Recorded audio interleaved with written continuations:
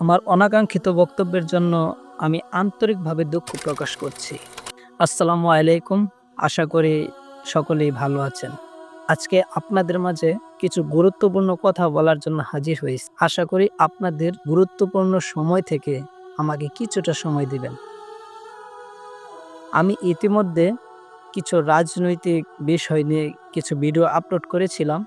তো হয়তোবা আমার ভিডিওর কথাগুলো শুনে অনেকেই আঘাত পেয়েছেন। মানে আমার মনের যা ধারণা। কিন্তু আমি কারো মনে হৃদয়ে আঘাত দেওয়ার জন্য আমি ভিডিওগুলো আপলোড করি নাই। মূলত আমার ব্যক্তি পছন্দ থেকে ভিডিওগুলো আপলোড করা। এখন এতে যদি কেউ আঘাত পেয়ে থাকেন, আমি আন্তরিকভাবে দুঃখ প্রকাশ করছি এবং ক্ষমা চেয়ে নিচ্ছি। আশা করি সবাই আমাকে ক্ষমা সুন্দর দৃষ্টিতে দেখবেন। আর মানুষের ব্যক্তিগত পছন্দ থাকতেই পারে, এটা স্বাভাবিক। কিন্তু আমি এটা ভেবে দেখি নাই যে আমার এই কথাগুলোর কারণে হয়তোবা কোনো ব্যক্তি, গোষ্ঠী হয়তোবা মনে আঘাত পেয়ে থাকবেন। আমি অতটা ভেবে দেখি নাই।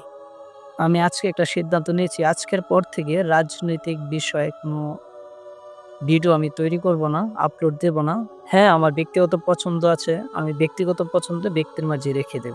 আমার নিজের মাঝে রেখে দেব। আমি একটা দল পছন্দ করি। দলের সাধারণ সমর্থক আমি। কিন্তু একটা কর্মী। কিন্তু আমি যে রাজনীতি করি এমনটা না। শুধুমাত্র আমি ওই দলটাকে পছন্দ করি। জাস্ট এইটুকুই। এর বাইরে কিছু না। মানুষের গণতান্ত্রিক দেশে মানুষের ভিন্ন পছন্দ, ভিন্ন মত থাকবে, এটাই তো স্বাভাবিক, তাই না? তাই বলে কোনো ব্যক্তিকে আক্রমণ করা, তার প্রতি ক্ষোভ থাকা, আক্রোশ থাকা, এটা কখনো সৌন্দর্য পায় না গণতন্ত্রের মাঝে, এটা আমি মনে করি।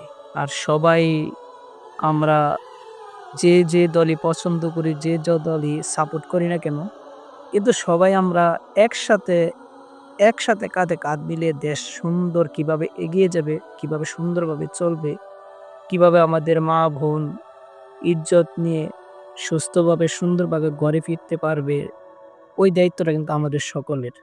আমার কথাগুলো যদি কেউ আঘাত পেয়ে থাকেন বা কোনো গোষ্ঠী, কোনো ব্যক্তি আঘাত পেয়ে থাকেন, আমাকে আশা করি ক্ষমাসুন্দর দৃষ্টিতে দেখবেন। আমি অদূর ভবিষ্যতে ইনশাআল্লাহ চেষ্টা করব রাজনীতি নিয়ে কোনো ভিডিও তৈরি না করতে। আরেকটা কথা শেষ বেলায় আমি বলে যাই, কেউ ভোটের দিন ইনশাআল্লাহ কেউ মারামারি করবেন না। কারণ আপনার এই দেহ থেকে যদি একবার পরাণ পাখিটা উড়াল দেয়, আর কিন্তু ফিরে আসবে না। আপনি আপনার পরিবারের শুধুমাত্র একজন সদস্য হতে পারেন। আপনার বাবা-মায়ের আদরের একজন সন্তান হতে পারেন। কিন্তু আপনার অনুপস্থিতিতে আপনার বাবা-মা নিঃস্ব হয়ে যায়। আপনার বাবা-মা আপনাকে চিরতরে হারায় ফেলব। তখন কিন্তু চাইলেও আর আপনাকে ফিরে পাইব না। তাই রাজনীতি নিয়ে বাড়াবাড়ি না করাটাই আমি মনে করি অনেক ভালো। আপনার ভোট আপনি দিবেন, যাকে ইচ্ছা তাকে দিবেন।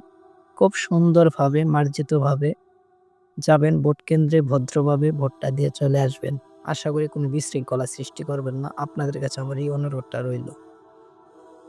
আপনার ভোট আপনি দেন, যাকে ইচ্ছা তাকে দেন।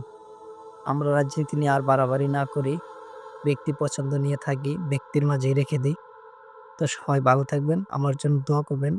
আর আমার অনাকাঙ্ক্ষিত বক্তব্যের জন্য আমাকে ক্ষমাসুন্দর দৃষ্টিতে দেখবেন। তো সবাই ভালো থাকবেন। আল্লাহ হাফেজ।